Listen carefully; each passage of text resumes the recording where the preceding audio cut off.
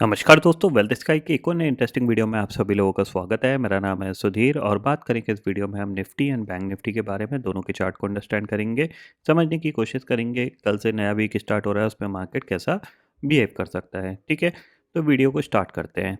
सबसे पहले अगर हम ग्लोबल मार्केट की बात करें तो लास्ट ट्रेडिंग सेशन में अगर आप देखोगे तो ग्लोबल मार्केट में आपका डाउ जोन्स करीब 200 पॉइंट गिर के बंद हुआ और नैस्डैक फ्यूचर की बात करें तो करीब यूएस जो टेक 100 है वो करीब 500 पॉइंट गिर के बंद हुआ है। ठीक है, अब क्योंकि नैस्डैक ने लाइफ टाइम हाई नहीं लगाया था तो यहाँ पे क्या है, अगर हम डाउ जोन्स की बात करें जो यूएस 30 इंडेक्स है उसकी बात करें तो यहाँ पे एक प्रॉब्लम क्रिएट हुई है। वो क्या प्रॉब्लम है, अगर आप देखोगे तो यहाँ पे आपको समझना पड़ेगा कि मार्केट का चार्ट पैटर्न किस तरीके से बिहेव करता है। ठीक है, एक बार ये खुल जाए तो मैं आपको कुछ एक्सप्लेन करने की कोशिश करूँगा। ठीक है,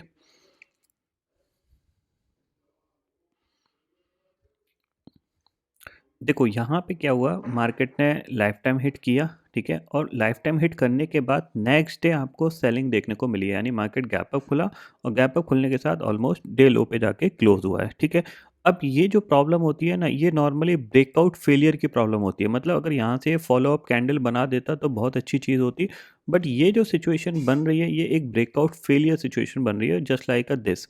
यहाँ पे आप देख रहे हो लाइफ टाइम हिट हुआ और उसके बाद ब्रेकआउट फेलियर होके ये पूरा नीचे गिर गया।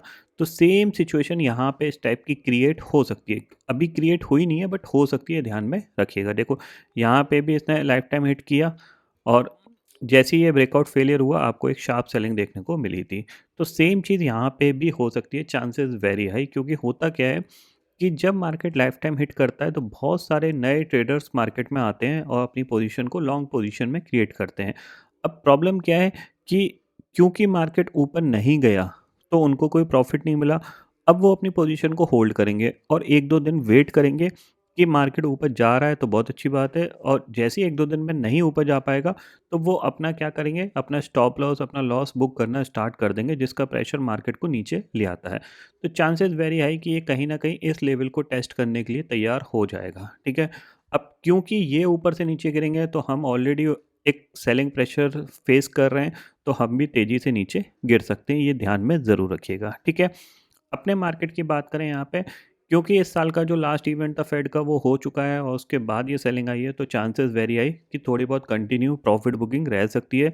क्योंकि ईयरली एंड के हिसाब से बहुत सारे एफआईआईज होते हैं जो अपनी पोजीशन को एडजस्ट करते हैं, अपना प्रॉफिट लॉस को बुक करते हैं अपना ईयर के एंडिंग के हिसाब से, तो उसका प्रेशर यहाँ पे बना रहेगा। ठीक है, दूसरी चीज़ है, अगर हम अपने मार्केट की बात करें तो जैसे कि अपने मार्केट में तो मैं पिछले ऑलमोस्ट 3 वीक से कंटिन्यू बेयरिश हूँ। आपको मैंने कंटिन्यूअसली बताया है कि अगर ऊपर आपको मार्केट मिलता है तो डेफ़िनेटली आप सेलिंग का ट्राई करिएगा और वहाँ पे एक अच्छी अपॉर्चुनिटी आपको मिल सकती है। तो अगर निफ्टी के हिसाब से देखा जाए तो currently Nifty option chain data को अगर मैं यहाँ पे एक्सप्लेन करूँ तो इस पर्टिकुलर सीरीज़ के हिसाब से आपको दिख रहा है कि 26,000 की जो कॉल है वहाँ पे करीब 87 लाख का ओपन इंटरेस्ट खड़ा हुआ है और 26,000 की पुट पे 1 करोड़ 31 लाख का ओपन इंटरेस्ट है। इसका मतलब क्या है कि जैसे ही ये 25,950 के नीचे फिसला तो फिर इन्हीं की ही अनवाइंडिंग प्रेशर इसको आराम से 25,850 तक ले जा सकती है। ठीक है, ऊपर कोई इतनी ज़्यादा पुट राइटिंग हो नहीं रही है, तो इसका मतलब क्या है कि ऊपर मार्केट जाने में बहुत ज़्यादा इसको तकलीफ़ फ़ील होने वाली है। ऊपर ये बहुत रो के ही जाएगा, ये ध्यान में रखिएगा। ठीक है? अब हम चार्ट को यहाँ पे समझ लेते हैं, तो चार्ट के पॉइंट ऑफ व्यू से अगर देखा जाए, तो सबसे पहले ये चीज़ ध्यान में रखिएगा, यहाँ पे एक गैप क्रिएटेड है। ठीक है ना? ये एक गैप क्रिएटेड है, उसको गैप ने फ़िल नहीं किया है निफ्टी ने। लास्ट ट्रेडिंग सेशन में बैंक निफ्टी ने तो अपना फ़िल कर दिया था। ठीक है? अगर आप बैंक निफ्टी को देखोगे तो इसने अपना पूरा गैप फिल कर दिया था और हमने डे हाई से शॉर्ट भी किया था, इसको डे लो को हमने ईजिली बुक कर लिया था। तो इसने अपना गैप फिल कर दिया था बट निफ्टी ने अपना गैप फिल नहीं किया है। तो चांसेस वेरी हाई कि ये जैसे ही कल अगर गैप डाउन खुलता है तो अपने इस गैप को फिल करने की कोशिश करेगा और गैप के साथ साथ आपको ये जो लेवल्स हैं इनको हिट करने की कोशिश कर सकता है। एक बार मैं आपको मार्क करके बता देता हूँ। ये जो लेवल है इसको हिट करने की कोशिश कर सकता है, जो कि 25,850 है।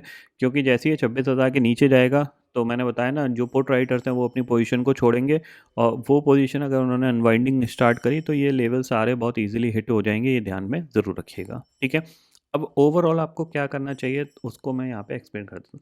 तो देखो सिंपल ही चीज़ है, बाइंग का तो मेरा कोई व्यू है नहीं। 26,000 के नीचे मिलता है डेफिनेटली आप सेलिंग का ही ट्राई करिएगा।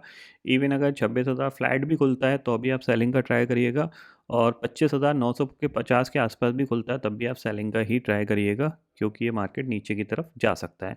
ठीक है, किसी भी कंडीशन में आपका जो शॉर्ट का स्टॉप लॉस होगा वो आप करीब करीब मान के चलो 26,075 के आसपास का यहाँ पे रह सकता है, और नीचे जो टारगेट आपको मिल सकता है वो 25,850 मिल सकता है। अब बहुत बड़ा गैप डाउन खुल जाएगा या पहली कैंडल में इस ये टारगेट हिट हो जाएगा तो अलग चीज़ है, बट हाँ 26,000 20-30 के जोन में इवन 25,950 भी आप थोड़ा सेलिंग का ही यहाँ पे ट्राई कर सकते हो, ये ध्यान में ज़रूर रखिएगा। ठीक है, बैंक निफ्टी की बात कर लेते हैं।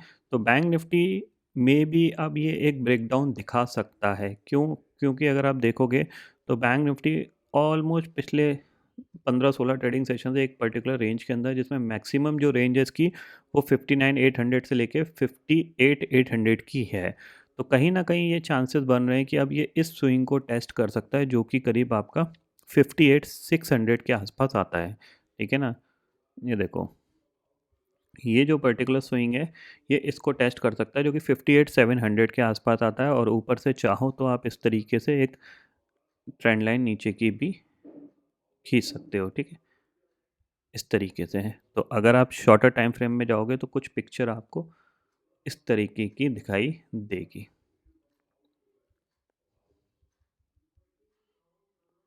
ठीक है, तो ये जो पर्टिकुलर लाइन है आपकी अपर साइड की, ये आपकी रेजिस्टेंस वाली हो गई। यहाँ पे ये कंटिन्यू रेजिस्टेंस ले रहा है, तो नीचे आपको अब दोबारा से एक स्पेस क्रिएट होता हुआ दिखाई दे रहा है, और इस बार हो सकता है ये 58,700 तक भी जाने की कोशिश कर सकता है। तो इसीलिए यहाँ पे कोई बाइंग का बिल्कुल भी प्लान नहीं है। 59,600 के स्टॉप लॉस से यहाँ पे थोड़ा सेलिंग ही ट्राई करेंगे, और 59,000 पहला टारगेट, दूसरा टारगेट 58,800 का यहाँ पे लेके चल सकते हैं। ये चीज़ आपको ध्यान में रखनी है। तो ये पूरा है मार्केट, और ये ऑलरेडी ये स्टडी जो है मैं आपको पिछले 2-3 वीक से कंटिन्यू समझा रहा हूँ कि क्यों मार्केट ऊपर के लेवल पे जा नहीं पा रहा है, ऊपर क्यों सेलिंग प्रेशर आ रहा है यहाँ पे। तो ये चीज़ मैं आपको कंटिन्यू बता रहा हूँ, क्योंकि हमारे आगे आने वाले दिनों में जो इवेंट सबसे मेन इंपॉर्टेंट है वो बजट है, और बजट से पहले मार्केट में एक करेक्शन आ जाता है। तो वो करेक्शन की स्टार्टिंग अभी तो नहीं हुई है, बट हाँ ऊपर से मार्केट काफ़ी हद तक गिर जाता है, बट थोड़ा सा ये करेक्शन डीप जा सकता है। एक बार निफ्टी हो सकता है 25,300 या फिर 24,800 भी जा सकता है, बट अभी उसमें टाइम है, हम और 10-12 दिन मान के चल सकते हैं। तो आप मान के चलिए 5-6 जनवरी के बाद आपको थोड़ा सा एक सेलिंग प्रेशर, मतलब स्ट्रॉन्ग सेलिंग प्रेशर भी देखने को मिल सकता है। ठीक है, फिलहाल आप ये समझ लीजिए यहाँ पे जो प्रेशर है वो आपका ईयर एंड सेलिंग का प्रेशर है, जिसमें एफआईआईज नॉर्मली सेलिंग में रहते हैं कंटिन्यू, क्योंकि वो अपनी पोजीशन को एडजस्ट करते रहते हैं, और अपना ईयर एंडिंग के हिसाब से अपने प्रॉफिट और लॉस को वो आप तो देख सकते हो, आप कंटिन्यूसली वो आप यहाँ पे आपको सेलिंग ही देखने को मिलेगी। ऊपर जाता है तो थोड़ी सी ज़्यादा सेलिंग होती है, नीचे आता है तो थोड़ी सी सेलिंग कम रहती है, बट सेलिंग कंटिन्यू यहाँ पे रह रही है। ठीक है, तो ये आपका निफ्टी हो गया, बैंक निफ्टी हो गया ये, और आपको यूएस मार्केट का भी मैंने आपको थोड़ा स्ट्रक्चर बता दिया है किस तरीके से ये एक ब्रेकआउट फेलियर में कन्वर्ट हो सकता है, तो थोड़ा सा ध्यान में रखिएगा। ठीक है, तो फिलहाल दोस्तों इस वीडियो में इतना ही है। आई होप ये वीडियो आपको पसंद आएगा। वीडियो पसंद आता है तो लाइक और शेयर ज़रूर करिएगा, और चैनल को जो सब्सक्राइब कर लीजिए, क्योंकि मैं सुधी लेके आता रहूँगा हर दिन आपके लिए नए नए वीडियो। इसी के साथ शुक्रिया दोस्तों, जय हिंद।